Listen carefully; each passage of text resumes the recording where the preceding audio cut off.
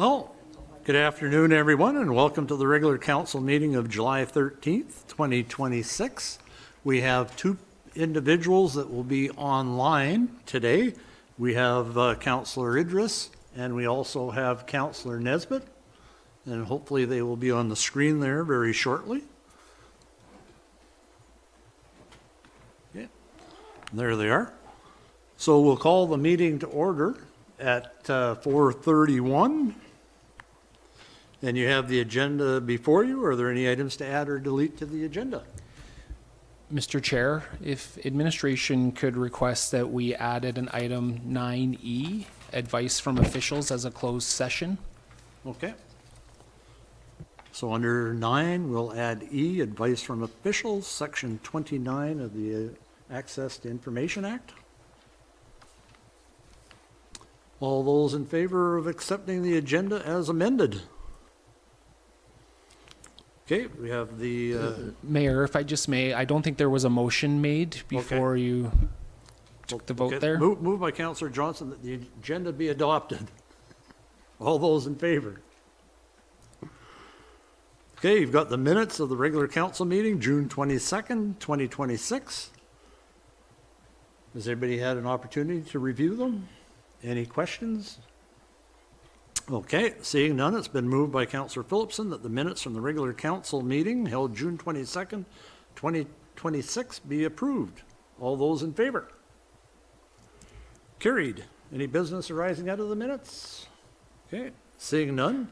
We do have a delegation here, and I guess it's Catherine. I guess you're going to come up, and all that you'll have to do there is push the red button, or the button in the center.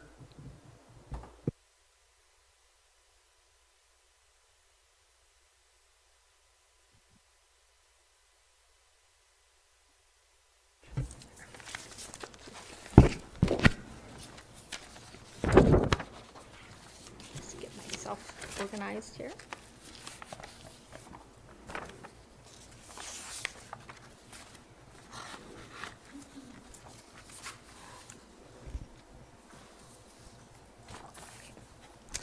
So good afternoon, Mayor and Council. Thank you for allowing us this Sagebrush the opportunity to come and speak to you today.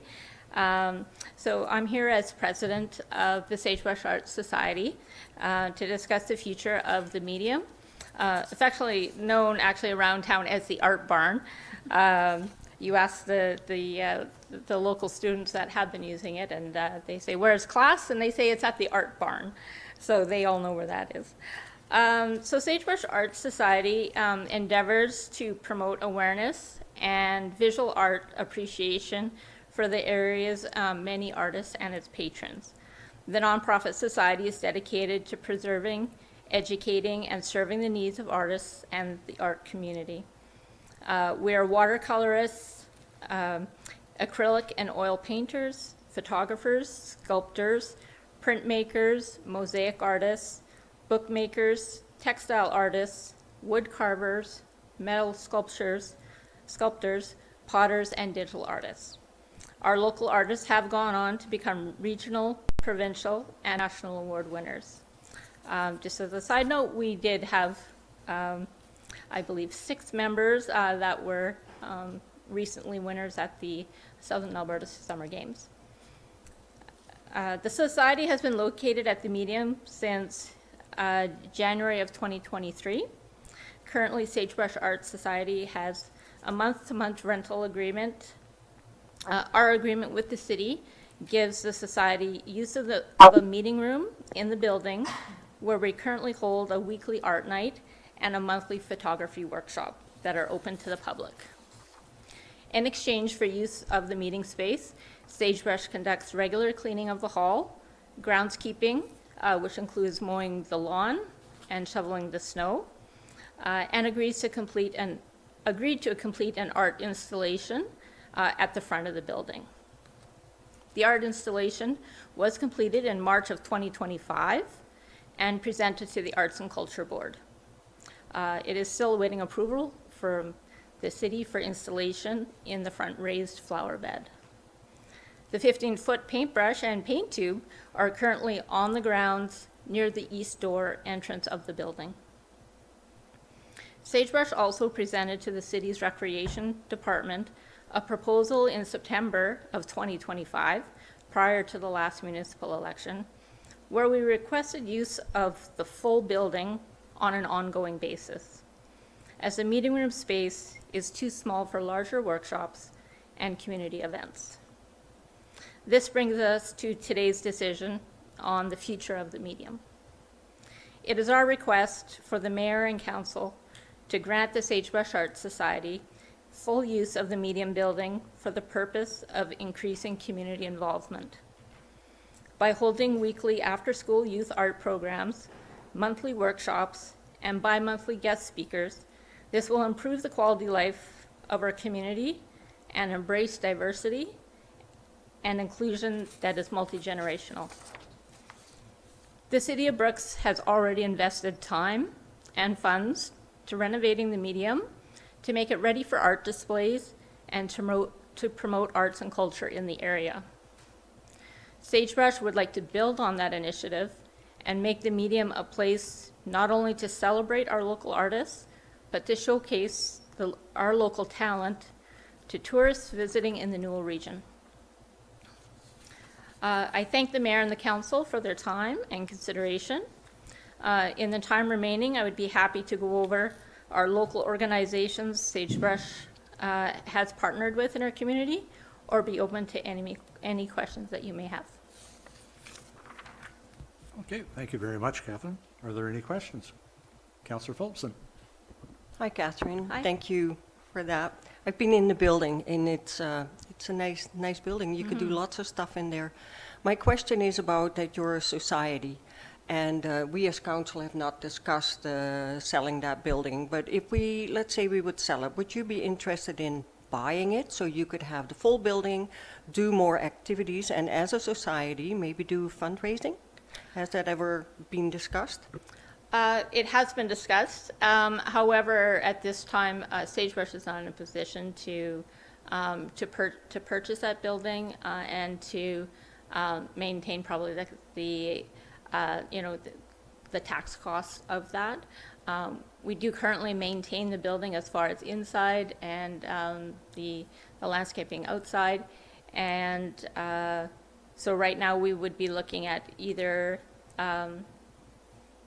full use, either free of charge or at a very reasonable rental rate. I know the city has had the Catholic school rent the facility over the school months, so we would be willing to pay kind of a nominal rent fee if that's an option. We've recently been approved by AGLC to run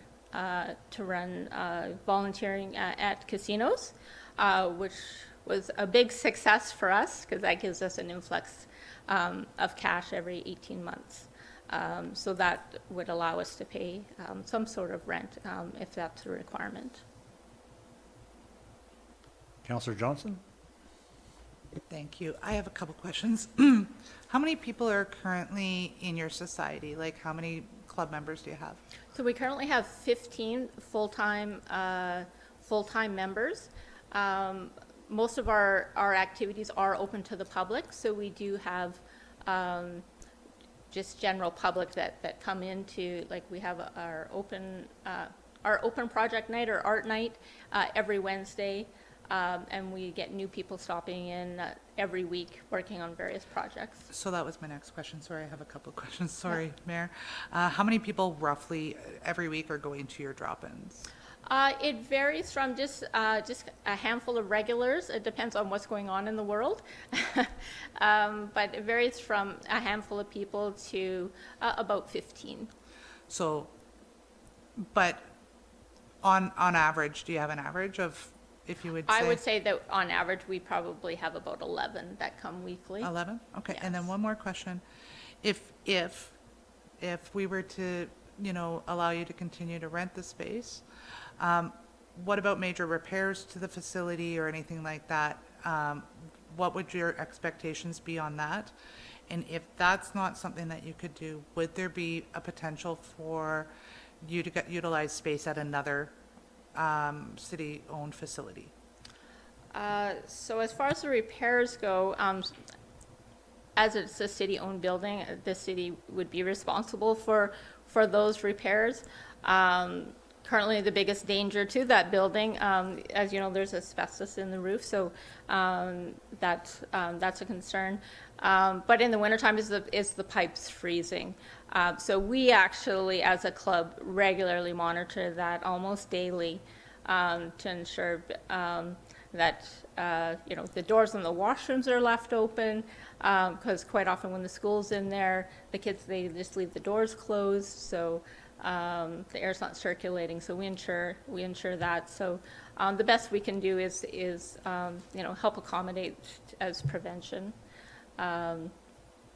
And your second question, right now we don't have another spot that would be available to us. If there was another space, we certainly would consider looking at that. Councillor Regner?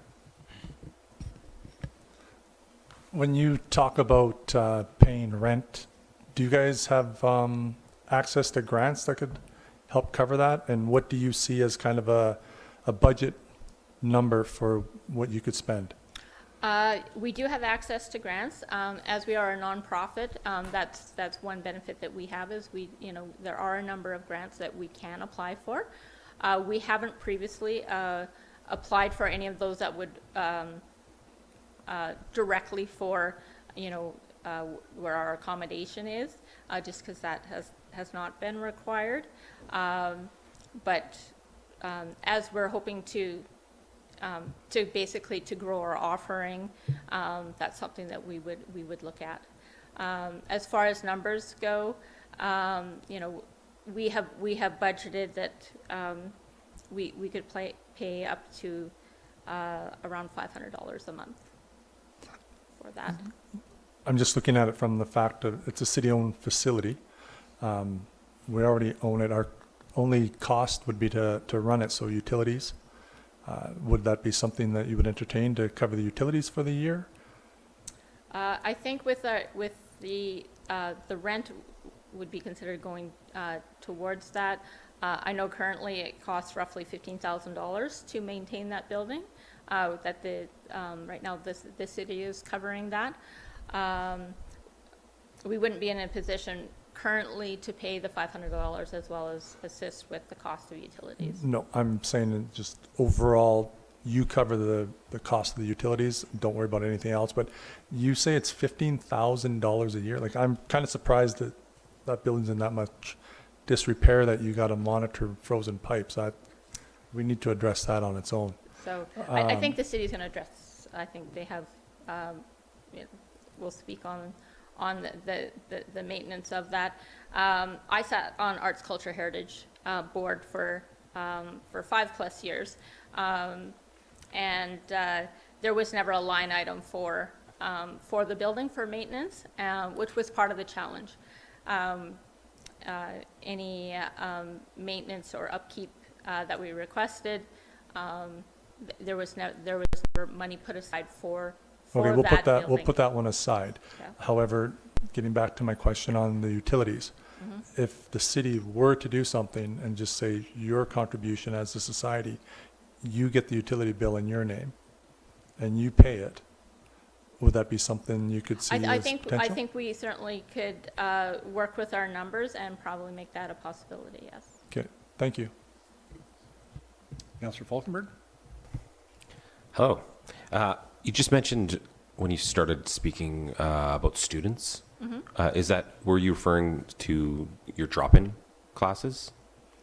Part of going forward, providing that we have a permanent space, which would be, like we have a permanent month to month right now, space, which is the meeting room. If you've been in the building, it's kind of the L-shaped building off to the side of the main hall. So what we're requesting is use of the full hall on an ongoing basis, where we could run after-school programs, or a weekly after-school program for kids. When we submitted to AGLC, because we didn't have a permanent building, we had to submit a full business plan as if we had a full space and the programs that we would run in that space. So that included a weekly after-school program, art program, as well as monthly workshops and bi-monthly guest speakers that we would bring in from out of town or local, and as well as setting up a local gallery within the building so that that would be something that locals could enjoy as well as visitors to the Newell region. Councillor Nesbitt?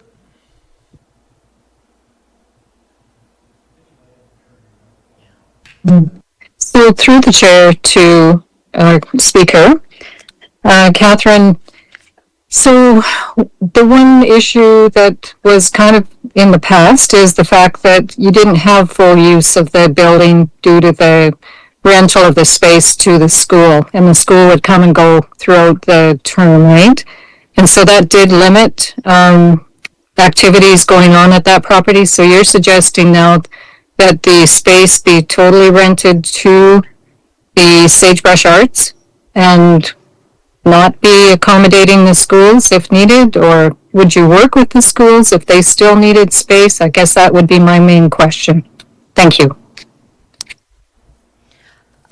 Yes, it's the difficulties that we run in with the school is because they were using it every afternoon. It certainly makes it difficult for setting up art shows and workshops and that have to be taken down the same day.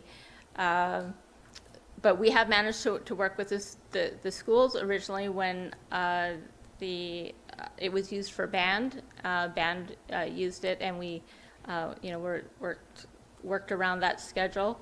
The last 6 months, it has been used sporadically by the school for cornhole and for yoga. So yes, we would. Our proposal is that we would have full use of the building. Basically, we would be the custodians of the building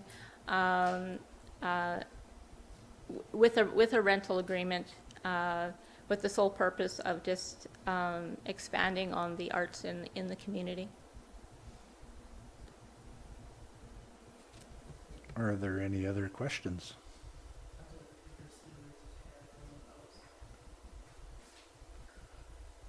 Councillor Idris, do you have a question? I was going to ask the question about the schools, so I guess the question was asked, but I would like to also hear from the school in terms of their need going forward, because when the school presented to us last time, we thought that they would be there for a couple of years till they have their new space. So I know that their new space is not available yet, so I want to know more about that.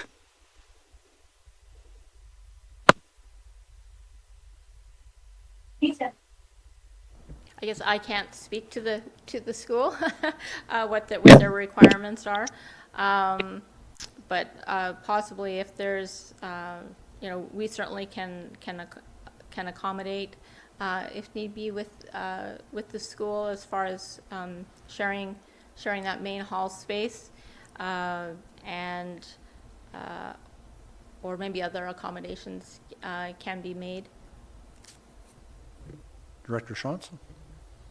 Yeah, through the chair to mayor and council, so I can address I have the school requirements and what their interests are, so I can address that when the surplus RFD comes up later on in the meeting. Thank you very much. Again, are there any questions? Okay, seeing none, thank you very much, Catherine. And it's been moved by Councillor Regner that the Sagebrush Arts Society presentation on the medium be accepted as information. All those in favor? Carried.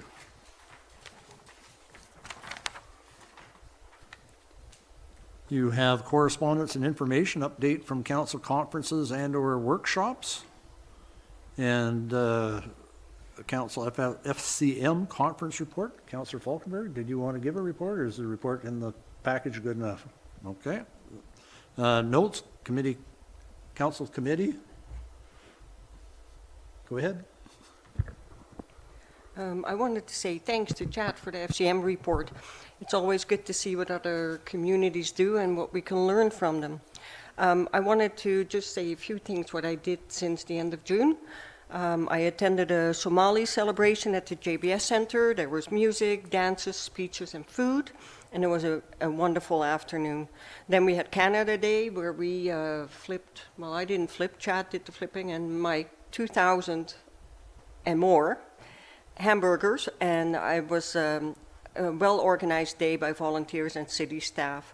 There were activities all over town, soccer games at the Duke of Sutherland, lots of people at the water park, Lake Stafford, and we finished a great day with fireworks. I had Newell Housing Foundation. We're making progress on the Bazzano project, also called Connection Flats, which is 10 mobile units that are especially designed for seniors. It has been a long time coming, but it looks like we're finally going to see it happen. There's also units available at the Newbrook Lodge, both 1 and 2 bedroom units. So if you're interested, if there are seniors that are interested in going to the lodge, you can contact Sasha. And then I went to the summer games. I attended the soccer games in Raymond, and the U11 team brought home silver. And I watched swimming in Bow Island, and the Newell team did very well and also brought home medals. Thank you very much. Are there any other reports? Okay, seeing none, it's been moved by Councillor Idris that the following items of correspondence be received as information: the update from council conferences and/or workshops, Council FCM conference report by Councillor Falkenberg, and notes from the council committee, June 16th, 2026. All those in favor? Carried.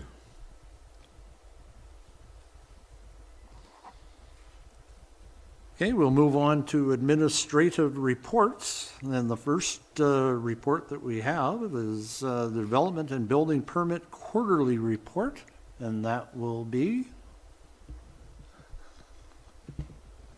Perfect, thank you. Through the chair to mayor and council. I'm really pleased to present the quarterly report. This will be our second one that we've done, so bear with me. You'll notice there's a couple significant changes in formatting from the first report. And I also want to thank Cherry, our development clerk, for compiling all of this data. So, starting not so strong, there we go. Starting strong with total permits received, you'll notice there's a significant increase in the number of permits we've received from last quarter. This quarter we received 41 development permit applications compared to 20 in the last quarter.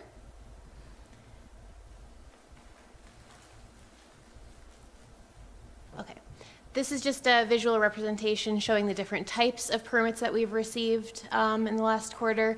A significant amount of them were permitted uses, and only 2 of them were discretionary, and 1 went to council for decision.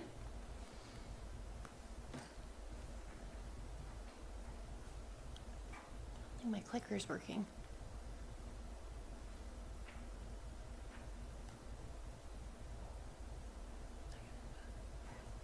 Okay, sorry about that. Went 1 too far.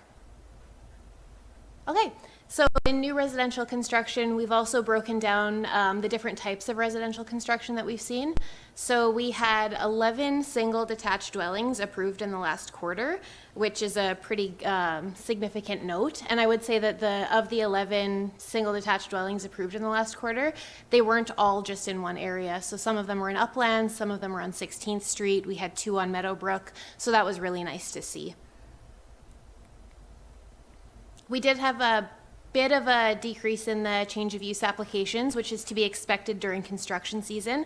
Typically, the bulk of the permits that you'll see in the spring and summer are for new construction and accessory buildings, additions to houses, anything that has to be done while the weather is nice. And then other permit types, like I just mentioned, the bulk of these types of permits that we saw were accessory buildings, whether that be a new shed, a new pergola. we saw a lot of people applying to cover existing decks and existing concrete areas in their houses, which we would classify as an addition to an existing residential development. So that was what we did, a lot of those. And then the next 3 slides is just an itemized breakdown of all of the permits that were issued in the last quarter. So moving on to building permits, another significant increase in how many permits were received. So we had 19 last quarter, and then in this quarter we received 56. This next couple of slides shows an itemized list in the building permit comparisons, and it also compares to the 2025 numbers for each quarter, so that's nice.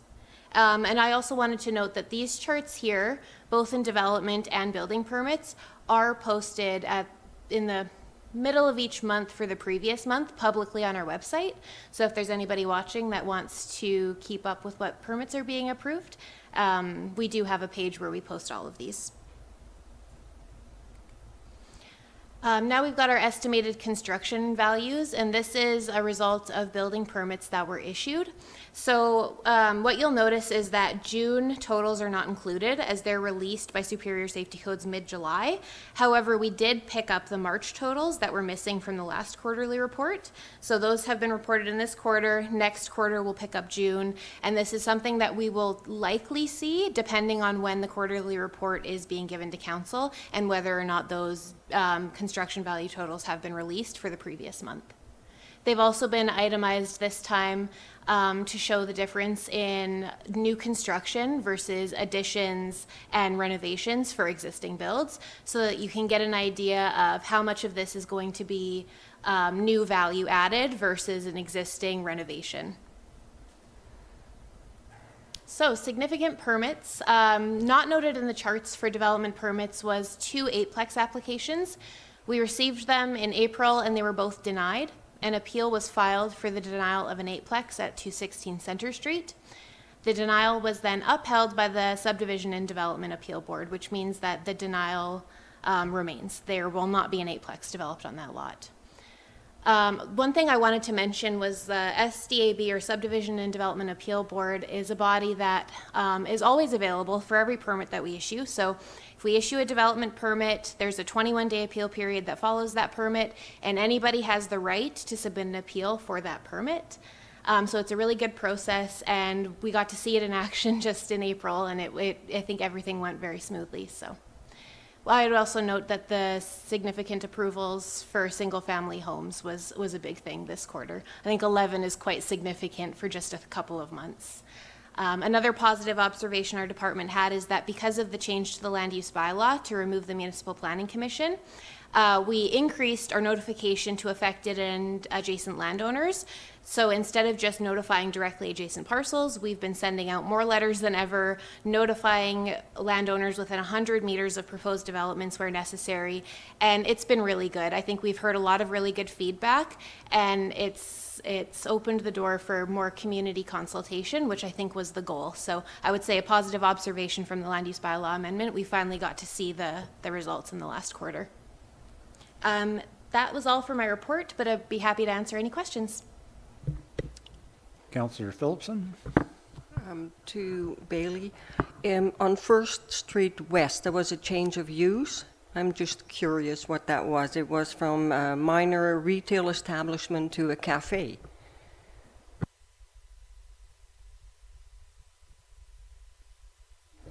Hi, thank you.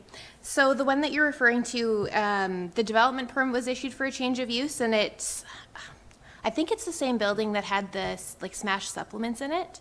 And then a new owners purchased the building, and now they would like to put a cafe in, among other uses. So within that building, there's, I think, 3 different bays. 2 of the bays already have existing development permits. I think one of them's a liquor store.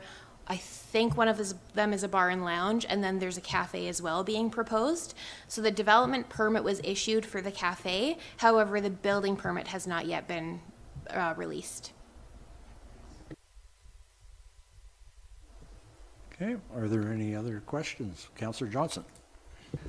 Thank you. Not a question, just a comment. A great job. I've really liked these new reports that we're seeing for quarterly. So, yeah, great job. That's all I wanted to say. Okay, thank you. Any questions? Mary, you put up your hand? No? No? Okay.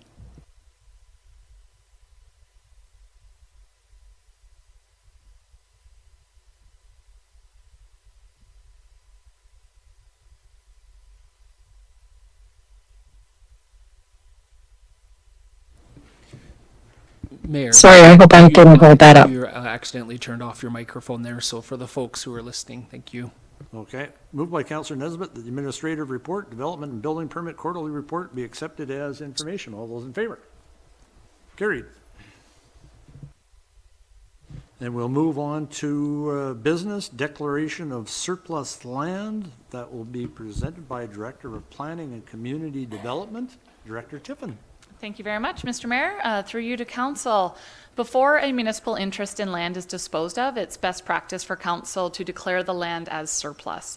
So administration follows a pre-established process for the disposal of municipal land, which includes circulation to both internal departments and a notification to the public. The parcel that is being considered this afternoon is located at 511 2nd Street West, commonly referred to as the Medium, or I guess the Art Barn. Haven't heard that one. The parcel is zoned commercial general, and there is a 4,224 square foot building on site, which is currently used for arts, culture, and heritage events and programming. All maintenance and operations of the facility are covered by the City of Brooks, and significant staff time and resources are required to maintain the building. Staff also oversees the day-to-day administration, maintenance of the building, respond to user inquiries, cleaning, coordinating bookings, managing access, and so on. So before proceeding with the declaration of surplus, council should consider whether or not disposing of such an asset is in line with council's priorities and good for the municipality as a whole. As part of the internal review process, senior administration evaluated the parcel to confirm that it is not required for current operations, future infrastructure, or public programs. A public notice was posted on the city website and social media pages on June 10th, 2026, and no formal submissions were received by staff, although I did receive some inquiries regarding what the sale price would be and some suggestions of who we should donate the building to, but nothing formally submitted. As this parcel is not required for municipal purposes, it may be better utilized through alternative ownership or development to maximize the benefit to the municipality as a whole. An appraisal was done on the property to determine the market value, which was determined to be $275,000. According to the appraiser, the existing improvements of the building is nearing the end of economic life, and therefore the highest and best use of the parcel would be to redevelop it in accordance with the commercial zoning of the site and the adjacent properties when it is economically feasible to do so. The city currently budgets $11,376 to cover such items as the contracted services, maintenance, insurance, and utilities for this facility, but this budget line item does not include staff time. The rental revenue in the amount of $10,628 is received each year from Christ the Redeemer. If the parcel is disposed of, there would likely be revenue generated from the sale, and development of the parcel as a commercial entity could contribute to tax base, create jobs, or fulfill some specific community needs. Due to the presence of asbestos in the facility, the city also carries a financial liability associated with the future abatement requirements. So as long as the City of Brooks owns this property, it's required to recognize this liability on our financial statements in accordance with the asset retirement obligations. So council has some options as relates to this property. You could formally declare the parcel as surplus to municipal requirements and allow the property to be disposed of. You could elect to not declare the property as surplus, should it be determined that it does have ongoing value as a municipal asset, or you could provide further direction to administration. If there are any questions regarding the process of declaring the asset surplus, please let me know. And if there are questions regarding the current operations of the property, Director Shantz would be better suited for those. And at this time, staff's recommendation is that council formally declare 511 2nd Street West as surplus to municipal requirements and authorize the disposal of the property through a public sale process. Thank you, Director Tiffin. We'll go on to Director Shantz because you had the opportunity there to talk and tell us about what's going on with the Catholic School Division. Yes, through the chair to mayor and council. So in regards to Christ the Redeemer for their rental space, they still do have need for space. As you know, their new school is on schedule to be built. So they have a shortage of classroom space at this time. So they rent the medium for approximately 10 months out of the year during the school year, where they host a number of classes. So they rent the open space, as Catherine mentioned, daily. So they still have that need, but they don't anticipate the need once the new school is built.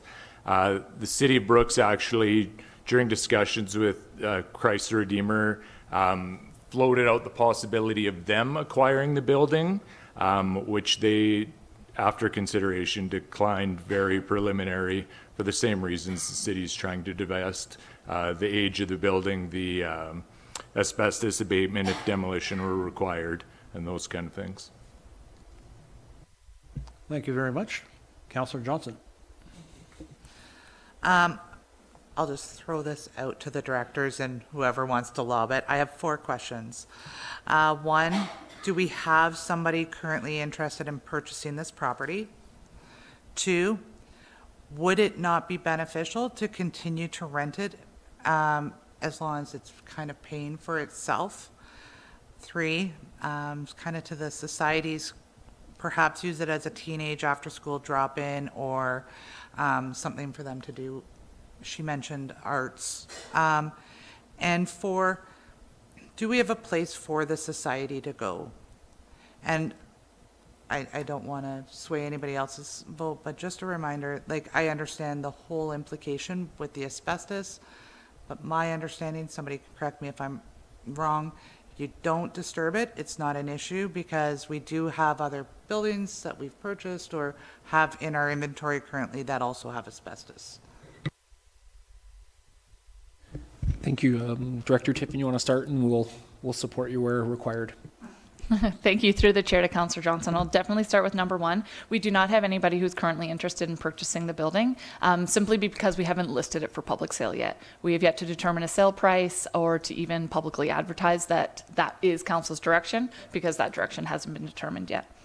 And then I can possibly touch on question number 4, that we do not right now necessarily have a new location for Sagebrush necessarily, or for Christ the Redeemer. But again, we haven't had to look yet because we haven't received formal direction. Thank you, Director Tiffin. I'll maybe just add to question 1. This was really driven by an asset management approach to the facility. When we looked at the condition of the asset and the ongoing costs, it's really, as noted by the appraiser, reached the end of its useful life, and we have a depreciating asset that it creates operational risk in an ongoing sense for more cost to be invested in that facility. And when an asset reaches the stage where future further investment seems like it wouldn't be wise, we come before council, as we are now, saying, in administration's opinion, additional investment in that asset would be not the best course of action, not the best use of resources.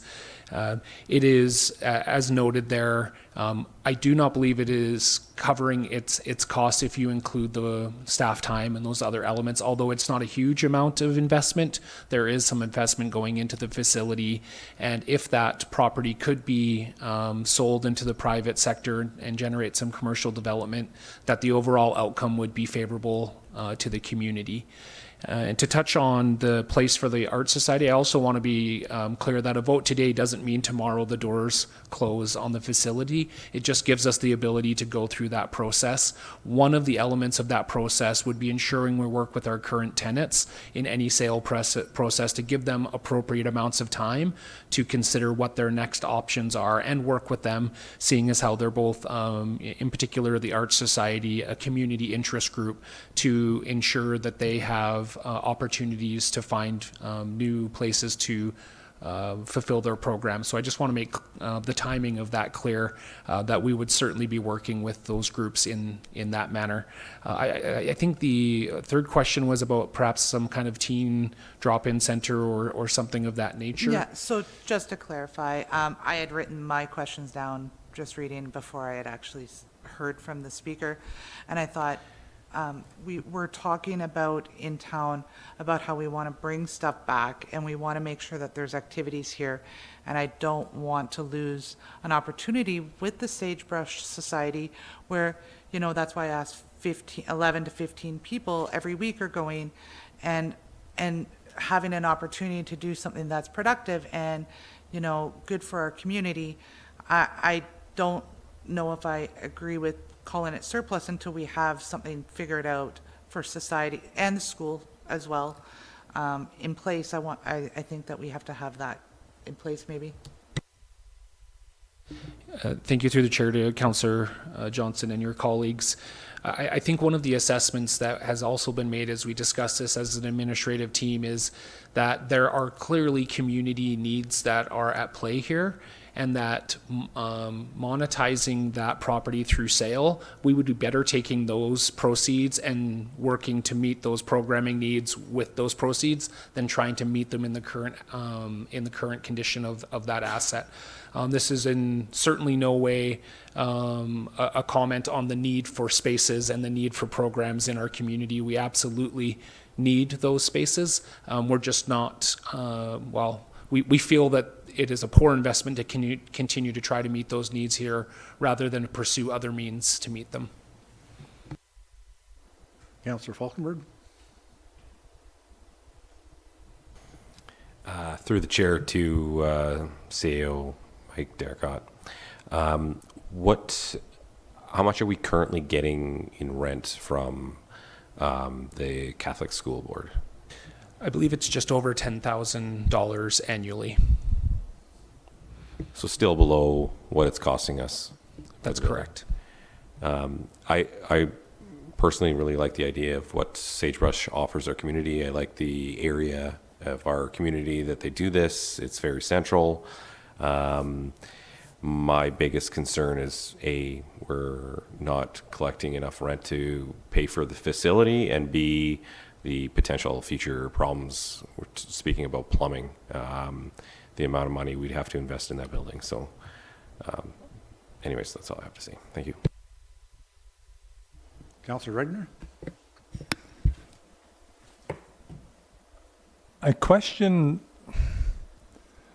the presentation to sell this when we've had Filipino Society ask about it. We've now had the Sagebrush ask about it. We now have heard that Christ the Redeemer has the need for it for the next few years. We have people in the community, organizations in the community that will use this. So why are we talking about selling it? Because I'll challenge your value at $275,000 for that building as is, because whoever buys that's going to have well in excess of $100,000 of abatement in there. Even to tear that down would be expensive. So that's not a $400,000 investment for anybody. So as it sits right now, it has more value to our community and our community people than it does to put X dollars in our pocket. I'd be against opening the door to having it sold, to have people evicted that could be using it to the point of, if we have to get some more money for the difference of about, looking at it here, about $800 we're short from our cost to what we receive. If Christ the Redeemer is paying $10,628 and we get Sagebrush to kick in $500 or cover the utilities and they can work together along with other organizations, this to me seems absurd that we would try to sell this. Let's find a way to make this work. And yes, if plumbing is a problem, let's address that. But this is a facility we already own. To get rid of it, I'd ask administration to actually find out what that cost is going to be if we wanted to tear that building down today to sell an empty lot. Because I believe that's going to be the only way the city is going to sell that to anybody that I know that would want to invest in that property. Yeah, thank you through the chair. Councillor Regner, I think your points are well made. We're certainly aware of need from community groups for spaces. That's all. It's always present as part of it. And again, this was approached from an asset management perspective, and I use the example of, you have a used car. At some point, it costs more to change the oil, change the tires, put washer fluid in it, and you're starting to run into an investment that just doesn't make sense from the asset. And so that doesn't change the fact that there's need. It just means that we are in that facility not confident in the mechanical system's life. We're not confident in plumbing, electrical, others, and any major issue that was to come forward, administration would not be recommending renovations or investment or any additional money being placed into the facility. So that's one of the determinations that was made. If there was to be a significant plumbing issue, administration would not be recommending that we invest $10,000, $20,000 depending on the issue as part of it. And ultimately, any discussion like this is the prerogative of council to make that determination. We're bringing forward a suggested course of action, and we look forward to direction from council. Hearing that, maybe what I would ask, I don't motion to table this, and then administration can give us some options to provide Sagebrush a location, Chrysler Redeemer a location, the Filipinos a location, their society. Present to us what we can do for them rather than sell it, have somebody come in, tear it down, or us tear it down. Let's get some options on the table before we vote on this to sell it, because that's what we're doing. We're opening the door saying we're willing to sell it. Next step is we sell it, and we have two local organizations that won't have it at their disposal. So I'd ask that administration get us that information, that report. Councillor Phillipson? My thought was a little different. If I understand it right, we're going through the process now to see if it's surplus, and I understand it is. And so we are not at the point where we know if there's any buyers because we didn't finish the process. So if we can finish the process, see if there are people interested, and then we'll decide what we're going to do. And maybe we can do a lease to own with Sagebrush. They are a society. They could apply for grants. We can help them with that. Or if the Filipino society, or maybe they're not a society, if they come forward with a proposal, then let's look at that too. So I'm suggesting we go through the whole process before we make a decision on demolishing. Councillor Falkenberg? I would agree with you, Anne-Marie. If we're not going to be able to sell it anyways, I don't understand why we'd be worried about selling it immediately. I wouldn't even mind if we ended up in a situation where we were giving away or giving the building like we do with the Mosaic Society, a $1 a year lease where they pay all of the utilities, if we don't end up selling the building. But again, I'm concerned that we dump a bunch of money into this building and it goes for waste. So, Councillor Nesbitt?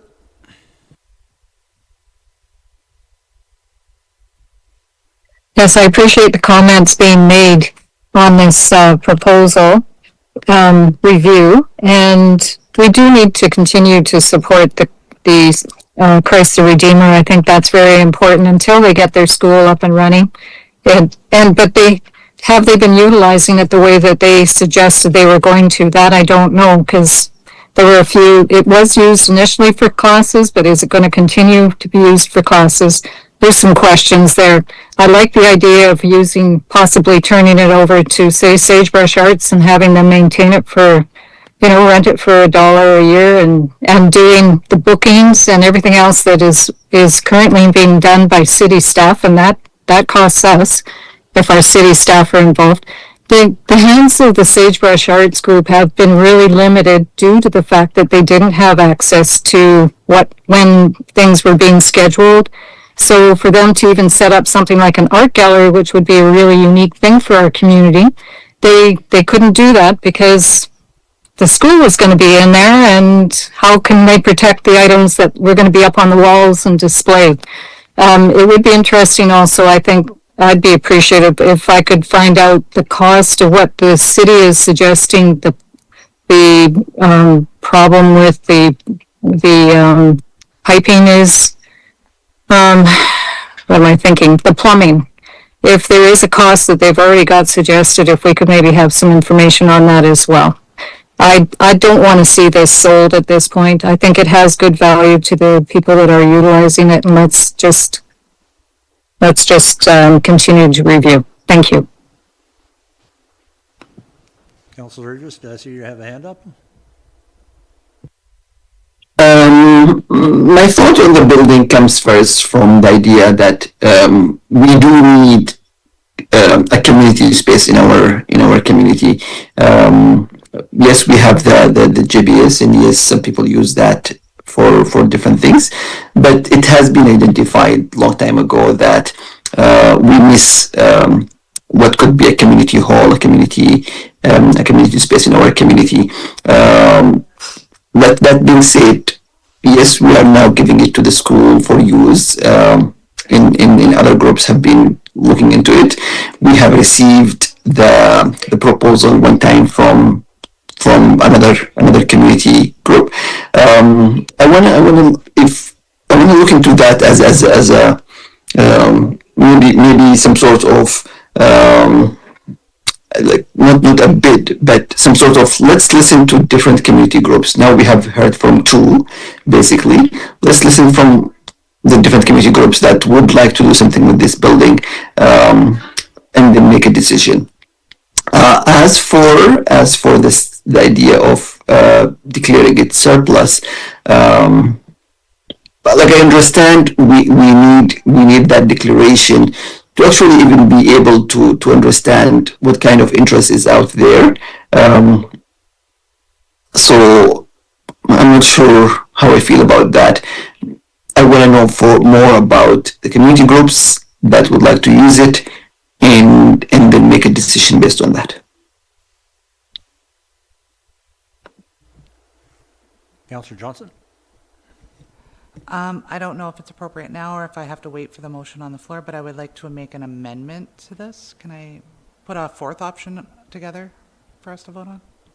Thank you. Through the chair, Councilor Johnson, it's always the prerogative. There is no motion on the floor, and so you don't have to amend any motion. You can make Okay, your can own. I make a motion that maybe perhaps, I don't know how I want to word this, maybe my fellow councilors can, that we're going to table this until we get a little bit more information, maybe in September, where we can, Chad's on the same wavelength as I am, maybe the societies or a group of societies could utilize this space, and maybe they can take on some of the costing of the plumbing if we knew a price, but I would like to table it until September, if that's appropriate. As council is considering that, if I may, Mr. Mayor, through to council, just one element of consideration that we went through as an administrative team around working with the community group to take on this building is there was a specific decision that was not necessarily a desirable outcome because of the condition and the costs associated with maintaining that building or continuing its useful life. I've certainly had in my experience seen the experience of some local nonprofits taking on facilities or resources that were beyond the financial and or administrative capacity of their societies and can actually become a pretty significant burden to local community groups. And administration didn't feel like we would be putting necessarily a community group in a very good position by handing this building to them and saying, it's yours now, because of some of the financial and other liabilities associated with that. I just wanted to add that to council's consideration, as administration did talk about that and wanted that to be in council's minds as you continue the conversation. Councilor Regner? Regner, you said. Regner. That's me. when we talk dollars and cents, and I agree dollars and cents are important, but right now we're talking about community groups, like people that open their doors. The the Sagebrush Arts, right? We've had other people come in and use it at the school. If the city had to go, and this is my personal opinion, if the city had to go and spend $30,000 on a facility like this to update the plumbing so it doesn't freeze, those sorts of things, I could get behind that because it's for the citizens. We just spent almost $8 million on a public works facility that now we're going to talk about $20,000, $30,000 for a building that all it needs is some plumbing done, potentially, or a furnace done, potentially, that's being utilized and has been already, we're very much aware that for the next few years before the school's built that we need this. So I agree to table this. We don't need to be looking for a buyer today if we can keep it for our people. If somebody watches this and says, hey, you know what? I'm heavy into the arts. I don't mind having a school as a tenant. I'll buy the building. They approach us, bring it back to us in September. But we don't need to be in a big hurry, I don't think, to put this out there. You know, you brought it to us before the summer break. If we look at it again in September when we address other things, that gives the administration time to put some numbers together, talk to the organizations.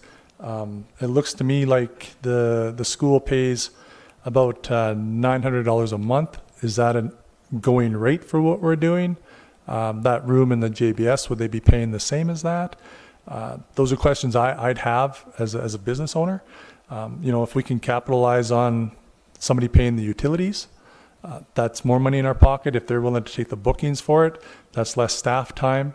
So we have options here other than, you know, opening the door. And I like that new term, opening the door, because I've been caught in that with a couple things that have been presented to us in the past. We've opened the door, have had to deal with other stuff that I would have never voted to open that door.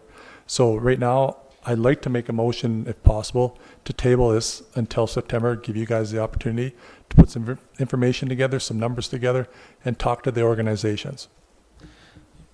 Thank you, through the chair. I believe that that's the motion that Councillor Johnson was already suggesting. And if I just may add, there certainly is no time pressure. Time is not an issue here. And so if council does want more time, that's absolutely appropriate for council to take as much time as they feel they need to gather the appropriate information. This was an introduction of the conversation. It is not driven by any specific deadline or outcome. So there is no timeline as part of that. Councillor Johnson? I just wanted to know if we wanted to debate the actual, did I put that motion on the floor now? Like, should we take a vote on Through the chair, that? that was certainly my impression Yeah, so of I what thought we were you going to take a spoke. vote on that before we. Yeah.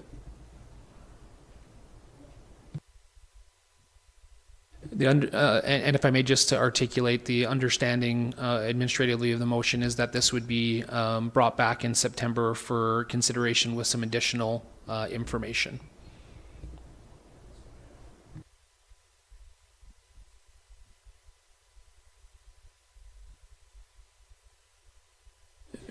Mayor, I apologize. Your microphone's not on there. There you go. The motion has been made by Councillor.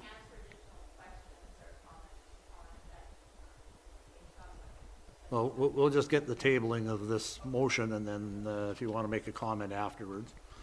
The motion from Councillor Johnson is to table until September to get more information and give further direction to administration. Is that correct? Is that what I heard? Can Okay. I ask for clarification? I'm not going to argue the motion, just clarification.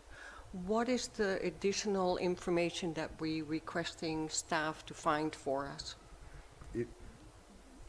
From what I was understanding, they wanted to find out how much the cost of the plumbing would be, the cost of a new furnace, Well- and any other costs that may be incurred to keep the facility open to the organizations or the organizations to take them over. Correct. Just remember, and just because it's my motion, I'll clarify.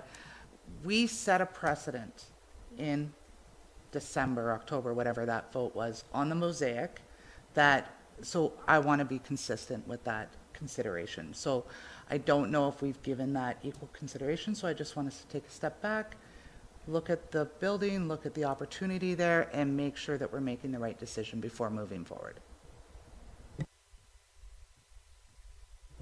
Okay, so the motion, does Mohammed or Mara have any more questions up there? No? Okay, you understand the motion? Okay. Actually, I just wanted to note The that motion is to table this until September in order to get further information and give direction to administration. All those in favor? Yep, carried unanimously. Okay, so that is the motion that was presented, and it'll be tabled until September in order to get more information from administration. Okay. Subdivision 2026-0-068. Mr. Scott is coming forward. He is the senior planner of Orsk, and he'll give us some information. Through the chair to mayor and council, in 2025, the Franklin property was subdivided into 2 equal 1-acre parcels with the easterly lot containing an existing house. The vacant lot on the corner was designated to residential medium density from a residential single detached under amending bylaw 26-021 on the 13th of April of 2026. The purpose of this application is to create 4.11 acre lots and 4.14 acre lots from the 1 acre title for residential use. The proposal is to accommodate the subdivision of an existing title into 8 separate lots to accommodate party wall splits for 4 multi-unit buildings. Access to the lots is from 11th Street West. The newly created lots will require connection to municipal services to be provided at the applicant's expense. The minimum required lots within the RMD district is 10 meters for multi-unit buildings, and lots 2, 3, 6, and 7 are 9.14 meters wide, and a 0.86 meter waiver is required to approve the subdivision. Failure to grant the subdivision would constitute a denial of the application. There are no major financial implications, and it does meet your strategic plan. Recommendation this evening is to approve subdivision 2026-068. Any questions? Councillor Johnson? Oh, okay, Councillor Phillipson first. Okay, here's my question. So we've recently zoned this for medium density, and now we're splitting it into 8 lots. And you mentioned multi-unit dwellings on each lot. So what type of multi-unit dwelling are we speaking of? Are we speaking of duplexes, triplexes, fourplexes, eightplexes? Because that is going to be significantly different depending, like 8 times 8 is 64, where 8 times 2 is 16. I could certainly have Bailey clarify. My understanding is that each of the buildings would have 3 units in each side. So that's my follow-up. So that would be 24, math is hard for me, 24 units. For the lot across the road where it was high density, wasn't that very similar in terms of townhouses? I can answer that. I'm looking at you, Bailey, sorry. If you don't mind, through the chair to Mayor and Council, or to Councillor Johnson. Yeah, the concept plan that was provided at the time of the rezoning application for the lots being discussed today was a total of 24 units over all 8 lots. So it's, but the lot across from it, I believe, was 36. and they were similar style. The lot across from it was proposing in their concept plan to do attached housing, but they were not proposing to ever subdivide the lot. So that required that that lot be zoned high density, as 36 units on one lot would be considered a high density development, whereas when you have a subdivided lot and each of those lots retains the medium density zoning, then each separate building would be considered under that medium density zoning district. That's I think right. it's also important to note that although it says that there's going to be 4 buildings, which is true, there's actually the intention, and again, this will come out at the development permit application stage, so the developer or the builder, they don't have to do what they said they were going to do at the rezoning stage. They don't have to follow that concept plan, but the intention is that each of the 8 lots would have 3 dwelling units, so they would be triplex style, and then there would be a party wall registered on the lot lines, which would mean that there would be 6 dwelling units over 2 lots, and they would be attached with that party wall, which would have, I believe it would be still treated as separate buildings under the building code, because as soon as you fire rate something down the middle, it becomes its own building. So my follow-up to that is, if we separate this, if you're going to put a triplex on one lot, does it require the medium density usage? So a triplex on one lot would be within a permitted use in a medium density zoning district. So it would actually be under the threshold of medium density. Right, so what hypothetically could happen is we could split this into 8, add a medium density, they could sell half of these lots, and then an 8-plex or a 12-plex could go onto that lot? Hypothetically, through the chair to Councillor Johnson, hypothetically, they could do whatever they wanted. Yeah. They could apply for anything that they wanted. You can apply for anything, even if it doesn't conform with the district. But the important thing to remember is that we follow the zoning district. Yeah. When there's a building being proposed to be attached by a party wall, rather than evaluating the development proposal by lot, we would then maybe say that the context is going to be that we're going to evaluate it per building. So there are still ways that administratively this development can be controlled and mitigated at the development permitting stage, regardless of the subdivision and rezoning that's taken place. Mr. Chairman, if I could just add to that. This is the subdivision process, so we're not re-adjudicating the zoning. I know you have to be careful about your understanding of what you're approving, but certainly the zoning has been in place and all the options in that district are open. Councillor Phillipson? So my question is about subdivision, and I guess it's not really a question, it's more a statement and something that bothers me a bit. It started with 2 acres. You don't need municipal reserve. You split it into 1 acre parcels. You don't need municipal reserve. Now we're going to go to 8 lots. It is allowed, the 8 lots, no municipal reserve. We're increasing the population in that area, and there is just no compensation either in land or in money to have a green space or a playground. Or is there anything that a municipality could do? Yeah, so certainly this building or this proposal is within an area structure plan. That area structure plan has not been built out. There's much land to the north where the parcels are bigger and could accommodate park space within walking distance.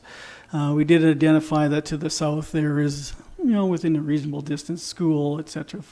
That all took place at the zoning discussion. So in the area structure plan, though, certainly there is opportunity to accommodate park. Councillor Regner?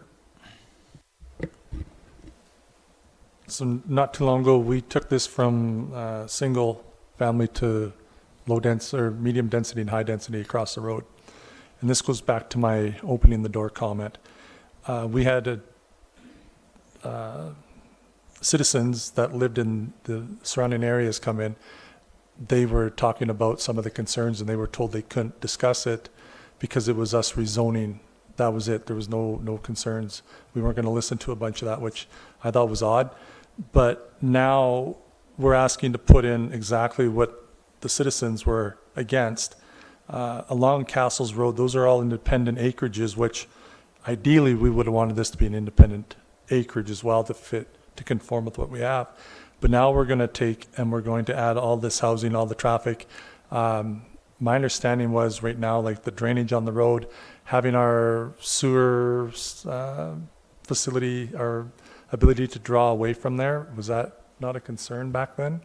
Like they come with a variety of things that they couldn't all speak about that they were written to us, but there's a lot of concerns on this area as far as the not being dense population. Has that not changed, or do we put out to residents, are you okay with this before we do this? Like, I'm not comfortable going from a single lot to 2 lots to 8 lots to, you know, what could have been a family home on there to now being a lot of family homes and a lot of people. So I guess my question is that how many like, to put this in here with 8 lots, 24 units, was that the original intent from day one with this? Through the chair to Councillor Regner, a concept plan showing 8 individual lots was presented to council at the time of rezoning. So this is very similar to the concept plan that was previously discussed. There were a few small amendments, such as the location of proposed parking areas, which will be hashed out at the development permit stage. We will look at getting drainage plans at the development permit stage. We will look at proposed densities for the site overall and the individual parcels at the development permit stage. So there is still a lot of public notification and consultation ahead of us to do. Right now, the focus is just on the lots, not necessarily the built environment, as we don't yet have an application for that. Councillor Falkenberg?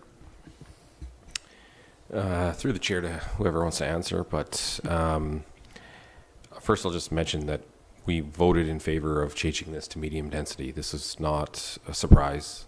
Across the road, it's all fourplexes, I believe, all the way down. On that same stretch, just north of these, I believe it's duplexes.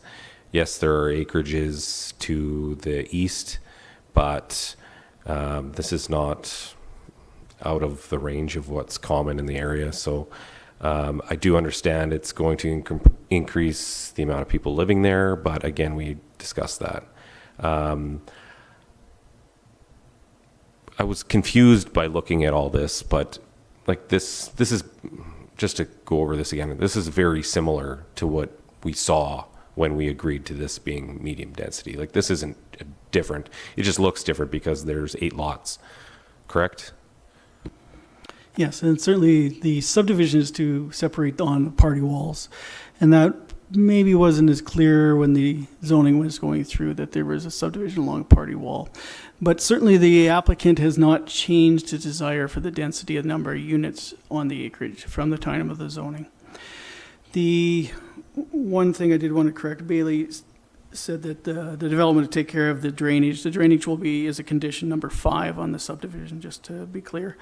So that'll be dealt with at the time of subdivision to clarify where the water is going ahead of the building construction.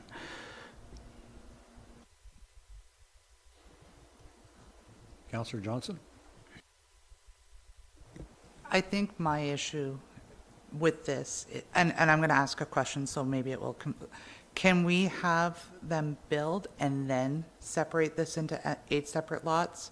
The reason I'm asking this is I don't want them to build 2 of them, right? And then sell the others, and then that opens up a door or opportunity for that to be developed into even higher density than what was on the original plan.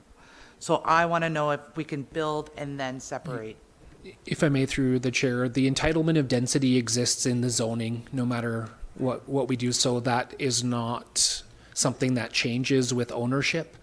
The entitlement of density already exists as is on the property. Councillor Nesbitt, Idris, comments? I understand. I want to know what the answer to the question is. Can they build, like, without separating it, can they build and then it be separated? That was my question. So yes, procedurally, the building could be built first or it could be built second. It is only a matter of the development authority, that's Bailey's job, to determine whether or not that party wall then is being set right and then follow up.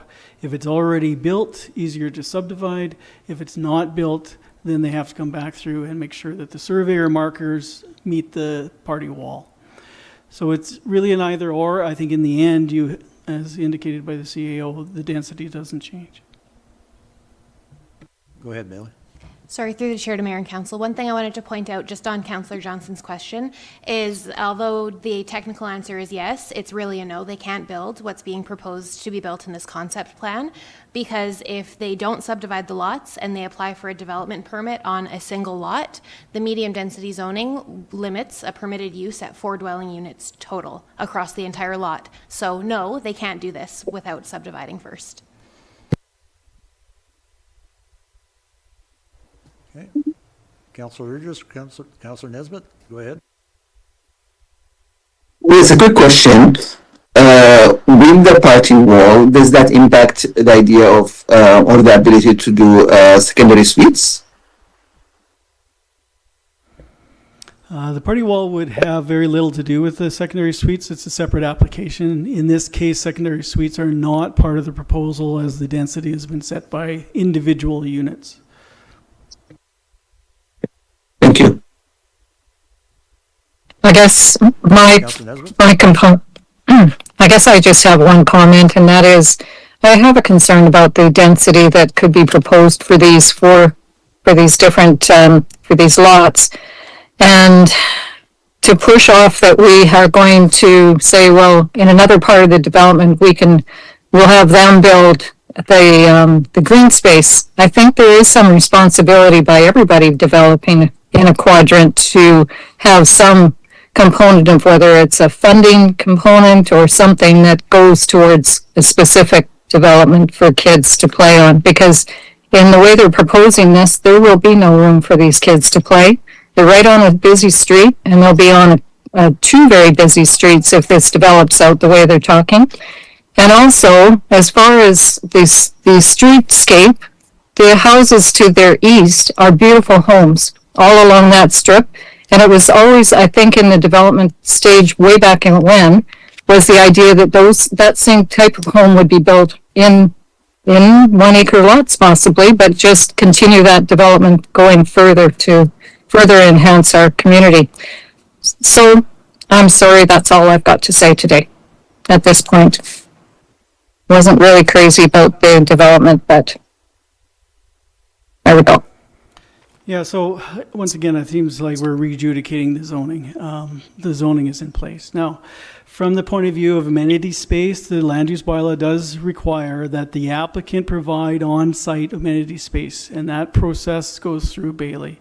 So there is a minimum requirement. If they cannot meet it with the proposal, they would have to adjust that proposal, whether that's less density or some other means. They just can't push it down the road. Now, what I respond to is, yes, there's opportunity for more open space, but certainly the development is required at the time of development to provide their own on-site amenity space. Okay. Councillor Johnson? To be clear, I'm not debating the zoning, because I was in the vote. So what I'm debating is we voted for 1 lot to be medium density, not 8 lots to be medium density, and that's where my concern comes in. And I understand that this is their proposal, and I understand that. However, that doesn't mean it's not built yet. There's no building permits. There's no guarantees, and that's where my concern comes in. It's not that I'm trying to relitigate the zoning or redebate that. It's now we have turned 1 medium density lot into 8 medium density lots, and that's concerning to me.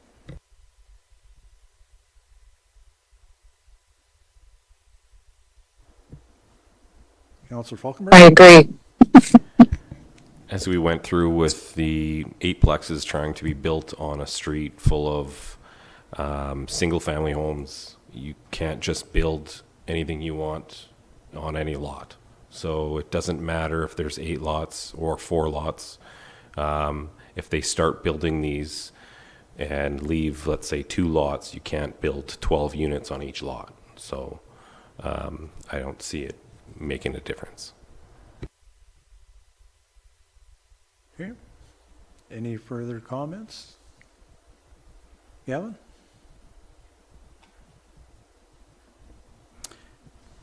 Yeah, I guess I do want to explain the land use bylaw just a little bit in response to Councillor Johnson. each district is designed so that the density is met with the lotting. It's not met with the idea that the overall lot capture 24 units. In this case, he always intended to subdivide these into smaller pieces. That's the only way he could have got the medium density, is that is measured per lot. If that wasn't clear at the time of zoning, I will own that. But certainly we have to be clear on going forward that that zoning is based on subdividing. The density being proposed at the time would not have worked. It would have been high density like across the street. Thank you. Any other further questions? Okay. Seeing none, it has been moved by Councillor Idris that council approve subdivision 2026-0-068 as presented. All those in favor? Carried. I guess I should ask those who are opposed, because I didn't see the hands go up for opposed. Huh? Huh? That's what I just did. It was carried, but, yeah. Okay. Okay, we'll move on to subdivision 2026-0-084, and this is also presented by you, Mr. Scott. Thank you. Through the chair to Mayor and Council, the vacant lot on the corner of 2nd Street East and Kellington Close East. The subject parcel of the application was designated as medium density from single detached under amending bylaw 2508 on the 18th of February 2025. On April 16th of 2026, the proposed 8-unit dwelling was denied by the Development Authority for the current lot. The current proposal is to subdivide off a portion, 0.13 acres from a title of 0.037 acres. The proposal is to accommodate the subdivision of an existing title into 2 separate lots with a northerly portion presently containing a single detached dwelling. Access to the lot is from 2nd Street East. The newly created lot will require connections to municipal services to be provided at the applicant's expense. The lots proposed all meet the minimum size and dimensions required in accordance with the land use bylaw. The recommendation this evening is to accept the subdivision as presented. And just to give you some more background in the conditions, you'll see that there was a response from adjoining landowner, Gordon Krinky. His comments are in the back of the document. This is the last item. Reason 3, the subdivision authority is considering the written submissions of Gordon Krinky, finds that the concerns are focused on future development approvals and land use designation and are therefore outside the parameters of the subdivision rules and procedures pertaining to this proposal. So I hope, certainly I know council read their packages and read the concerns of the neighbor, but once again, they're really concerned about the future development. And Bailey has already had that conversation with them, and she has denied an application. And at this juncture, my understanding from the applicants is that their desire is to build a duplex on the proposed subdivided parcel, and that remaining house would remain for some time and be rented. They would only come forward for density increase, or not increase, but density construction with the new development application that Bailey would then adjudicate at the time. Councillor Phillipson? This one is similar to the other one. The zoning is already in place. We are just looking at subdivision. And then after the subdivision is approved, or not approved, but if it's approved, then the developer will come with his plan and we will look at the suitability of that plan in that location.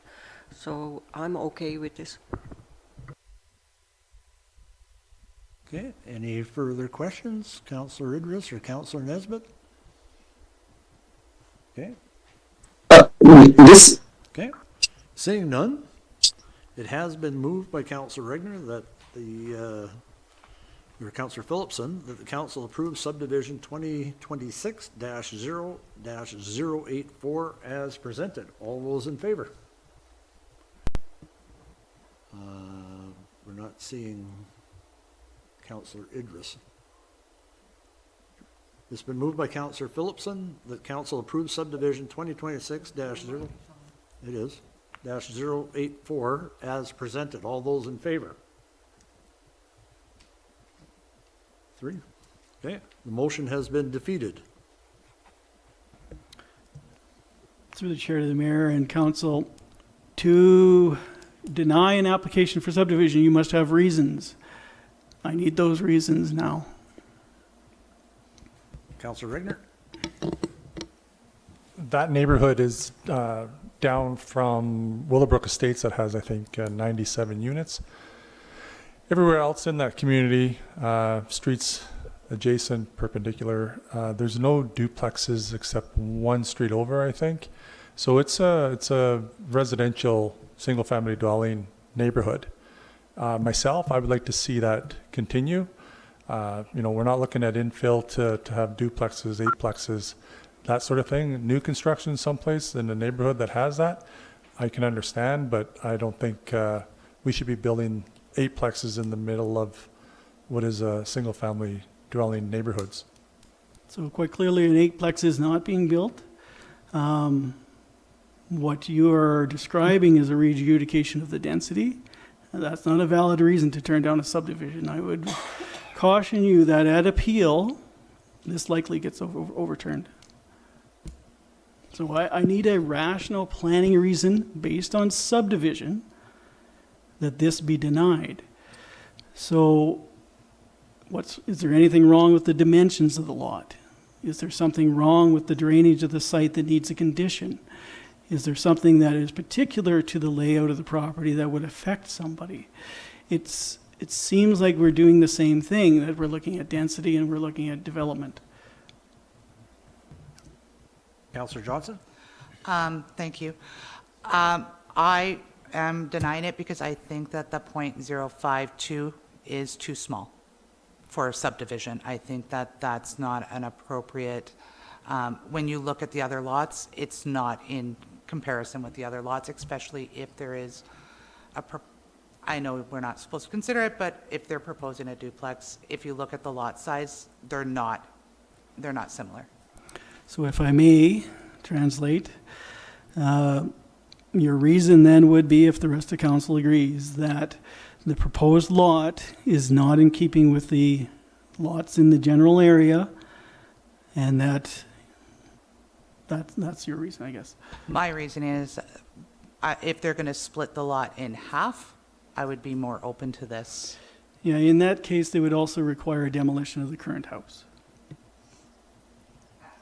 I'm just saying that the frontage that they're providing in that subdivision does not look to me to be in the same sizing as the other neighbors.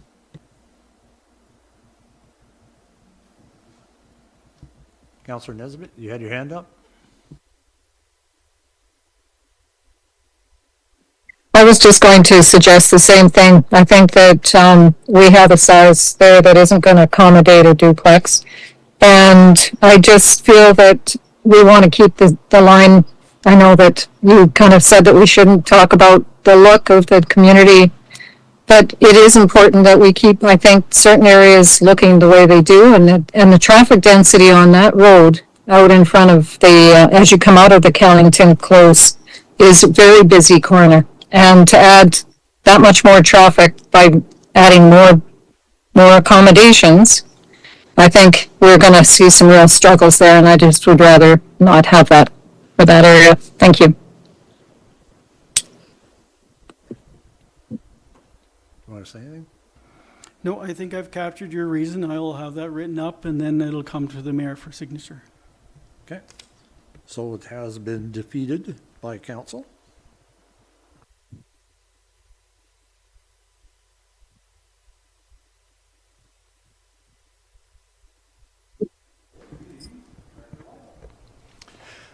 Thank you. Through the chair to mayor and council, we wanted to bring forward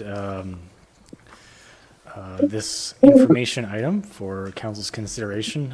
As administration is beginning the development of the 2027 operating and capital budget, we wanted to provide opportunity for council's early feedback on priorities, service levels, and emerging funding requests. The current assumption is to maintain existing service levels while addressing anticipated financial pressures. Key budget challenges that we forecast include increased debt servicing costs associated with major capital projects the council is aware of, ongoing inflationary pressures, and a potential increase in the city's share of policing costs from 70 to 90%, as Brooks' population will likely exceed 15,000. This policing cost will increase, resulting in an additional annual expenditure of approximately $350,000 to $400,000 range. So we'd appreciate council's feedback at this stage. If they have it, and if council does not have feedback at this stage, that's fine too. Just to help us guide the development of a fiscally sustainable 2027 budget that aligns with the city's strategic priorities. Thank you. If I may just add, Mayor, to that, I appreciate Director Leibel's report. Certainly the intention of this is, as my experience is, sometimes there's a lot of conversations that converge at budget time, and one of the strategies that I think is successful to make those conversations more productive is to lengthen out the process where some of those concepts are introduced into council's consciousness, and by extension the public consciousness, so that we don't end up at budget with a whole avalanche of information and pressures and items for council's consideration. And this is just a first attempt to introduce the high level parameters under which administration will be approaching the budget. And as Mr. Leibel suggested, we'll be happy to hear council's initial thoughts. It's certainly not intended to generate a budget style debate or conversation, just feedback on those high level concepts that have been placed in the report. Thank you. Okay, Councillor Phillipson. To Director Leibel, there's going to be an increase from the Shortgrass Library, and I forwarded that to you. So now I have to continue thinking about the library requisition and the Newell Housing Foundation. So start that discussion with them and start it early, not wait till September. Okay. Councillor Johnson. Thank you. I appreciate this, Brian. Thank you very much. The one question I did have was the future development of the former rodeo grounds is also expected to result in additional costs. So I apologize, I wasn't elected when this went through. My understanding is that the city gave that to the school division for $1. Did we not wash our hands of that? I'm sorry. Yeah, if I may, I can answer that. So in conjunction with the development of school sites, they typically expect that you have of what they would describe as a fully serviced site. In particular, the road, sidewalk, and infrastructure there is going to need to be upgraded to meet those standards and to accommodate the development of a high school on that site. Those costs will fall to the city to upgrade their infrastructure to meet those parameters. There'll be more information to come on the specific nature of the project, but there will be costs associated with that. Just come budget time, I think my question's going to be, was that not considered when we gave it to them for $1 instead of actual market value? Because my understanding, and again, I wasn't elected at that time, was we gave it to them for $1 for them to be paying those costs instead of the city. So just to keep that in mind. Okay, are there any other questions? Councillor Regner? Brian, when you talk about the 350 to 400,000 for the extra funding for the RCMP, what do we pay the RCMP? Like, what's their total bill before the 70%? Thank you for the question. It's a good question. We have that information on file. We're going to bring that forward in the budget deliberations, and we'll be speaking to that along with our budget officer and provide you more information at that point in time. Yeah, I think what he's saying is he doesn't know that number off the top of his head, but we can get it to you. I'm picking up on that. I'm picking up on that. Thank you. Councillor Falkenberg. I would just like to say that I would like to see us sustain current services. Obviously, this we have some huge expenses coming up with our public services building, with their new waste treatment plant, and obviously with RCMP. So it's obviously going to be a tough budget, and yeah, I'm looking for nothing extra at this point. Thank you. Through the chair to Councillor Falkenberg's point, a big part of us bringing this forward is to just be very realistic about council and or the community. If they have dreams of a very, very low 1 or 0% tax increase budget, that's not realistic in my opinion, considering the intent to sustain existing services and then to meet the infrastructure and the growing needs of our community. And we want to be as upfront about those realities. Of course, we will always endeavor to build the most sustainable and the most effective budget possible, and appreciate council's feedback so far. Councillor Regner? Just a statement before I move to receive this as information. Catherine has been patiently sitting there by the looks of it because she had a question or a comment that we said after the vote she could ask that question or comment. Before we go into closed session, I'd like to give her the opportunity to speak. Let's finish with what we're at first. So it's been moved by Councillor Regner that the 2027 budget discussion be received as information. All those in favor? Carried. Okay, Catherine?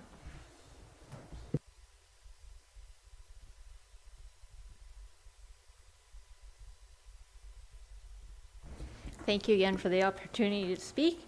I just wanted to address Councillor Idris's comment about what possibly other organizations would make use of the medium building. Before the renovations were done years ago, when Arts and Culture first got together and was deciding the use of the building, there was an open house held, open to all organizations that showed any interest in the building or to come to learn about the building, what they could use that space for potentially. And